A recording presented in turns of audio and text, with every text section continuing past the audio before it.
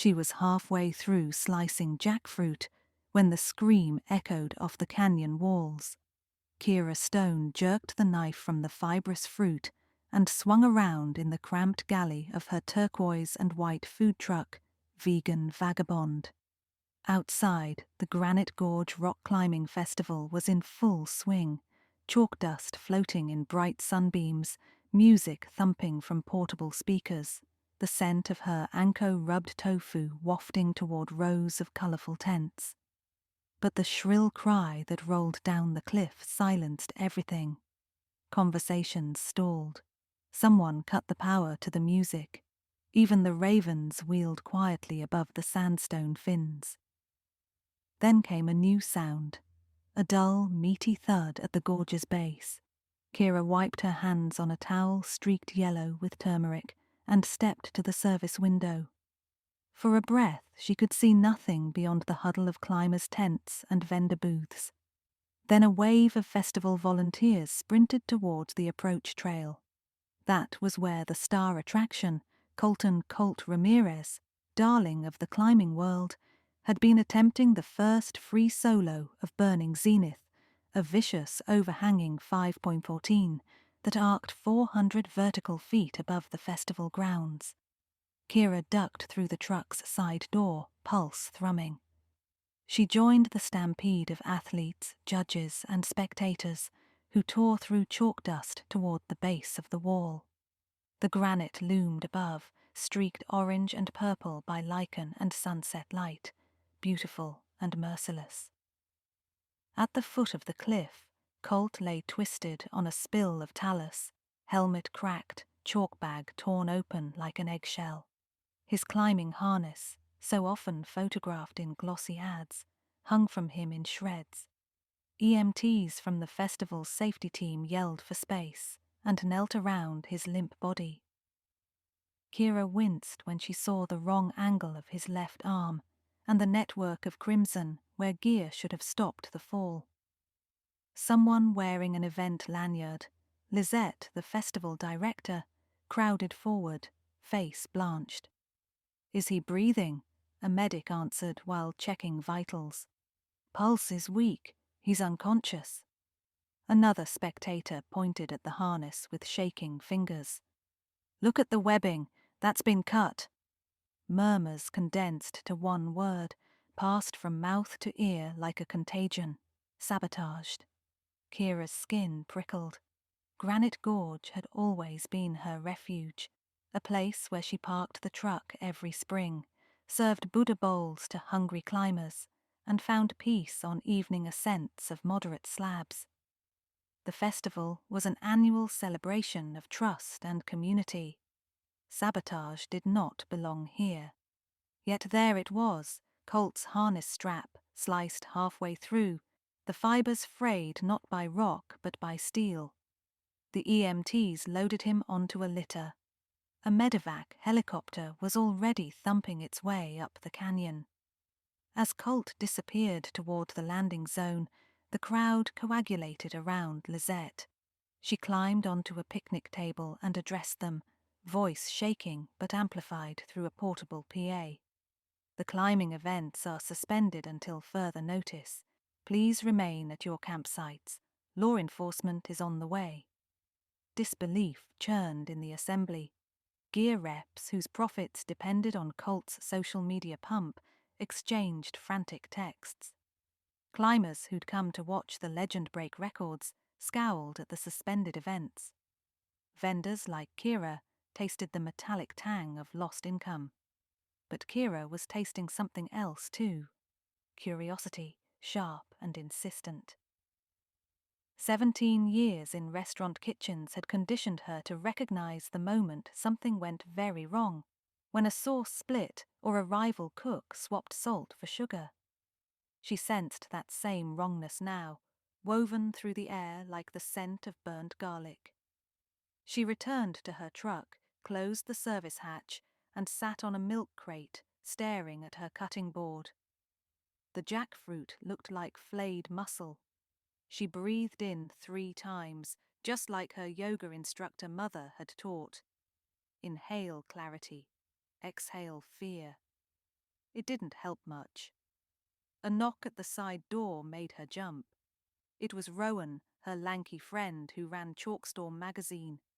He had a camera strap cutting across his chest and a face full of freckles that forever suggested mischief. "You heard about the harness?" he asked. Kira nodded. "I saw it." Rowan's eyes widened. "The sheriff's deputies are stuck an hour away. Some landslide on Route 32. Until they get here, Lizette's begging anyone with info to come forward. You saw the gear firsthand. Maybe you should talk to her." "I saw frayed webbing," Kira said. "I'm no forensic scientist." "But you are observant," Rowan countered. "And the deputies will be hungry when they arrive. Feed them, listen, ask the right questions. Who knows, you might stumble into a scoop for me." Kira laughed despite the knot in her gut. "You want me to cater and investigate?" "Exactly," he said, and was gone, slipping into the crowd like a chalk dust ghost. She almost ignored the suggestion. Almost. Yet as she cleaned the knife, Colt's harness kept surfacing in her imagination, the nearly invisible slice that turned Lifeline into decoration. Someone had stood in the same festival she loved, breathing the same mountain air, and chosen to kill. That could not stand. Kira locked the truck and headed for the makeshift command post, an easied-up tent near the registration booth, where Lizette paced while staff whispered into radios. When Kira offered to brew coffee for the volunteers, Lizette looked grateful enough to weep. "If you notice anything, you come straight to me," she said. Kira promised she would. She filled a Cambro with cold brew concentrate and lugged it to the command post. While she worked, she listened. A security guard said he'd checked CCTV. The only angle on Colt's gear was from behind the stage, too far away. All we see is him leaving his duffel and walking to the cliff. Another volunteer mentioned a heated argument between Colt and his longtime climbing partner, Jax Lerner, the night before. Colt was furious Jax signed an endorsement with a rival shoe company. Jax? Kira remembered him buying a Temper avocado wrap that morning, flirting between mouthfuls. He'd seemed smug, but not murderous. Then Lizette said, "Until the sheriff arrives, I want eyes on everyone who had access to Colt's gear. Jax, Colton's coach, and the gear check team. No one leaves the grounds." Kira returned to the vegan vagabond as dusk filtered violet along the canyon rim. She couldn't cook. Her customers were either huddled in shock or giving statements. So she rolled out a yoga mat on the truck's roof and stared at the emerging stars. An engine idled nearby. She looked down. Jax Lerner leaned against a dusty Subaru, arms crossed. His eyes lifted to the truck. "Mind if I come up?" Kira swung bare feet over the edge. "Depends. Did you sabotage Colt's harness?" He barked a laugh that carried no mirth. "Right to it, huh? No, I didn't. Colt's arrogant, but I wouldn't kill him." "Arrogant how?" Kira asked, curious. Jax climbed the ladder, settled beside her. "He steals partners, hogs headlines. Last month in Spain, he chopped bolts on a route he couldn't redpoint, just so no one else could." "So you two argued?" "Yeah, but only about business. His sponsor forced him to cut ties with me because of my new shoe deal. Colt hated that I left. Said I was disloyal." Jax picked at a callus. "Look, I was in the warm-up cave all afternoon. Plenty of folks saw me." "That might not save you," Kira said gently. Jax's shoulders bunched. "You want the truth? Colt had another enemy here, someone with real motive. Check the route-setting crew, especially Des Carson.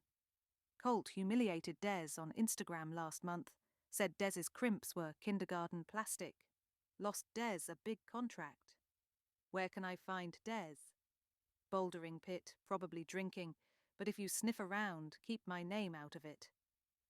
Jax climbed down and melted into darkness. Kira watched his silhouette disappear, then stared at the constellations again. Mind-mapping connections. Colt versus Jax, Colt versus Des, Colt versus the world. She slid off the roof, grabbed a lantern, and headed to the bouldering area. Under floodlights, climbers lounged on crash pads, energy pinched by the day's tragedy. A boombox spilled low-volume jazz. Kira spotted Des, shaved head, eyebrow piercing, forearms braided with muscle. He gripped a can of yerba mate so hard it dimpled. Kira approached. Tough day. Des nodded without looking. That's one way to say a man got broken like a toy. Mind if I sit? He shrugged. She perched on a crash pad. Close up, she noticed tiny granules of metal on his black jeans, sparkling under the lights. She filed that away. Colt gave you grief online, she said. A bitter laugh. Yeah, he live-streamed himself flashing a problem I'd set, called it V0 for toddlers. Thousands watched. Cost me my contract with Griphouse. That must have felt awful. Des tipped his can back. Let me tell you something, tofu lady. When you dedicate your life to something, climbing, cooking, whatever, and someone pisses on it for clout, it changes you. But did it change you into a killer? Des's head whipped toward her, eyes flaring. You think I cut his harness? I think whoever did it had knowledge of gear. You're a setter. You know your knots. He stood, looming. You better walk away. Kira held up her hands. Relax, I'm just asking. Des crushed the can and tossed it. Then he stalked into darkness. Kira exhaled. She retrieved the discarded can. It smelled like yerba mate and WD-40? She sniffed again. Definitely oil. Probably from the angle grinder setters used to custom shape holds. The metal flecks on Des's jeans made sense. But why would he have oil and metal on him if he'd been setting plastic the last few days? The comp wall was finished 2 nights ago. Unless he'd been cutting something else, like webbing. Kira returned to her truck, brain buzzing. She needed evidence. A half-shredded harness might still be with the medics, sealed as proof, but perhaps Colt's gear bag remained behind the stage where he left it. If the saboteur tampered there, something, frayed fibers, a residue, might linger. She grabbed a flashlight and trekked to the stage, now deserted. Security tape barred the entrance, but no guards were posted. She ducked under and scanned. A chalk outline on dirt showed where Colt's duffel had rested before he slung it over his shoulder. Nearby, a collapsible table held brochures. Nothing else. Until a glint caught her eye under the stage. She knelt, a utility knife, blade half extended, handle wrapped in bright lime tape. She used a stick to snag it, careful not to smudge prints. On the blade, threads of orange webbing. She slipped the knife into a compostable container from her truck and jogged back towards the command post. Halfway, a hand clamped her shoulder. "You're out late," Des hissed. He'd materialized from behind a trailer, eyes wild. Kira's heart hammered. I could say the same. Des noticed the container. "What's that?" "Leftover jackfruit," she lied. He reached. She sidestepped, but he grabbed her wrist. The container popped open, revealing the knife. Des's face twisted. "Give me that." "Let go," she said, voice low. Footsteps thundered. Rowan burst around a corner, camera raised. Flash. Des flinched at the strobe, loosening grip. Kira yanked free and sprinted. Rowan shouted, "I got the shot!" Together they bolted towards the command tent where lanterns glowed. Lisette and 2 security guards listened wide-eyed as Kira relayed everything. Des's grudge, metal flecks, the oily can, and finally the knife with matching webbing fibers. Lizette radioed the still distant deputies. Meanwhile, the guards escorted Des, protesting, to a holding tent. Rowan whispered to Kira, "You just went from chef to Sherlock in one evening." She managed a shaky grin. "Jackfruit Detective Agency at your service." But the night wasn't done. An hour later, the sheriff arrived, boots crunching gravel. He collected statements and evidence. When he opened the compostable clamshell, he frowned. Blade matches the cut pattern on the harness. However, he held up a sealed bag from medics. 2 different colors of fibers. The harness was neon orange. These are orange and teal. Someone tested knives on multiple samples. "Could be Des practicing," Rowan offered. The sheriff nodded but looked unconvinced. "Maybe, but until we process prints, can't be sure." Kira's stomach knotted. She'd felt triumphant capturing the blade, but the fibers' mismatch injected doubt.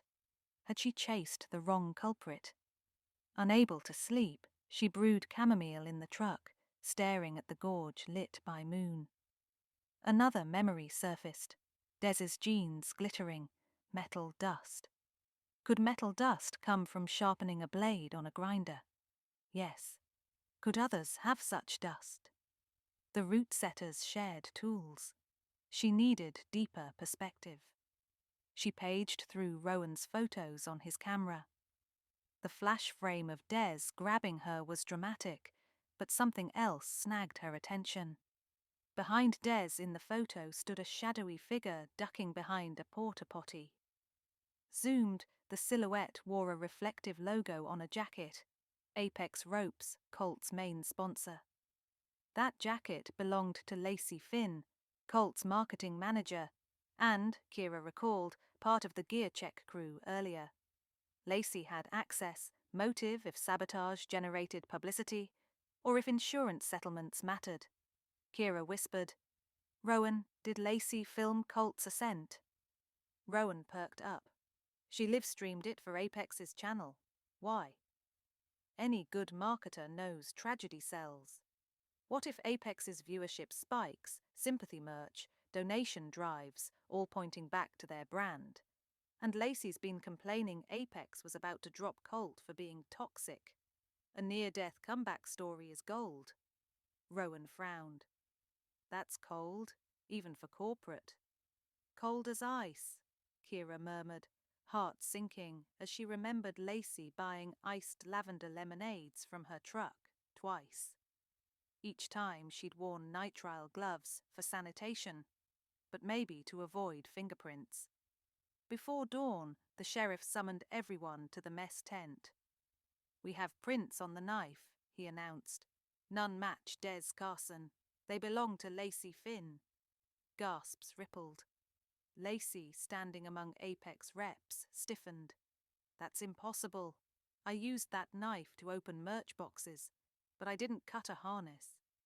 The sheriff held up a zip bag with a second item, a coil of neon orange webbing, slit through. "Found in your van." Lacey's face drained colour. She stammered, Someone planted—" Des freed, spat on the ground.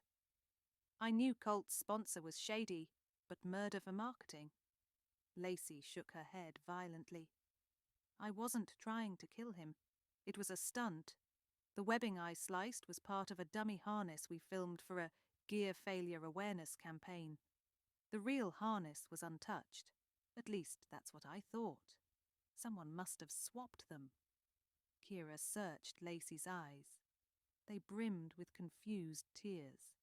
Either she was a brilliant actor or she'd been set up.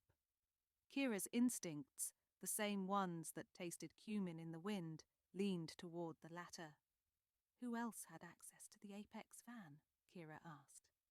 Lacey swallowed. "Only me and Colt's coach, Miriam Yu." Miriam stepped forward, a compact woman with calloused fingers and steely poise.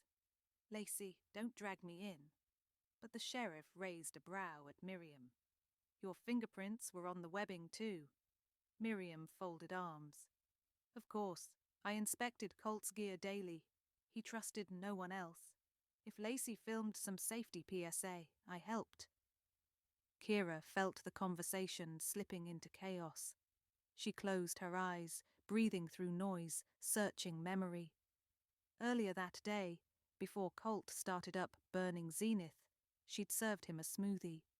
Miriam had been with him, discussing strategy. Kira had overheard one line: "Once you clip, everyone will see you're still number one." Clip?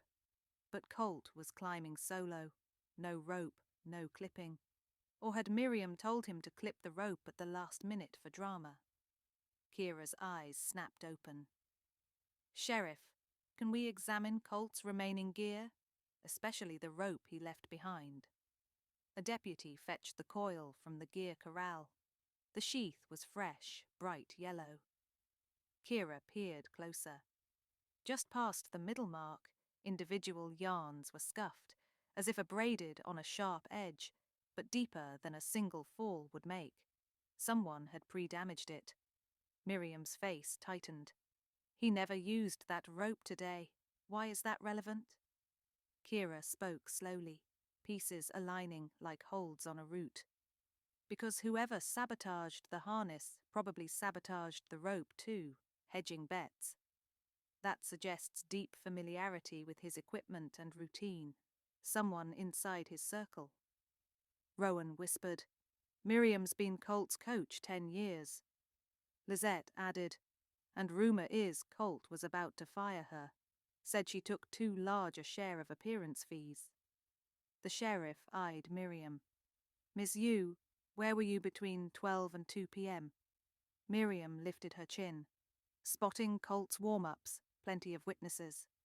Kira thought of the CCTV, far angles, blurry. Hard to confirm. She glanced at Rowan, who nodded and pulled up his camera. "I shot candids all morning," he said. He scrolled and displayed a photo time-stamped 12:47. It showed Colt stretching on a crash pad. Miriam was absent. Miriam's confidence flickered. "I was getting lunch." "From my truck?" Kira asked. "I didn't see you." "No, from the burrito stand." Rowan swiped another photo. 12:50 burrito stand line. Miriam still missing. The sheriff's tone hardened. "Miss Yu, you need to come with us." Miriam's composure shattered. She lunged toward the rope, snatching a penknife from her pocket. Deputies tackled her before the blade touched evidence. As they cuffed her, she hissed, "He was leaving me, everything I built. He said he'd go solo, didn't need a coach, just sponsors. I made him. If I couldn't have a percentage, nobody would." Silence filled the tent. Des stared at the floor. Lacey wiped tears. Rowan exhaled an awed whistle. Kira felt no triumph, only an ache where innocence had lived. Dawn's first light spilled over the canyon rim, painting granite gold. The sheriff thanked Kira for her role. Rowan hugged her, promising headlines. "Chef saves climber, serves justice." She forced a smile. "Just feed people good food, the rest follows." Colt stabilized at the hospital, broken bones, internal injuries, but alive. When word came via radio, a collective sigh rose through camp. By afternoon, Lizette lifted the suspension on non-competitive climbing. Festival goers uncoiled ropes and shouldered packs, seeking solace on stone. Some stopped at Vegan Vagabond, grateful coins in hand.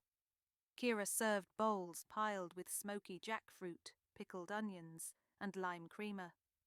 She saw Jax among them, arm in a sling from a training tweak. He mouthed thanks. Des appeared last. He studied the menu board, embarrassed. "Got anything without moral lessons?" Kira handed him a bowl. "Just food." He nodded. "Sorry for earlier." "Me too," she said. "We're all hanging on by threads." He grimaced at the pun, but they both laughed. Soft, uneasy laughter that promised healing.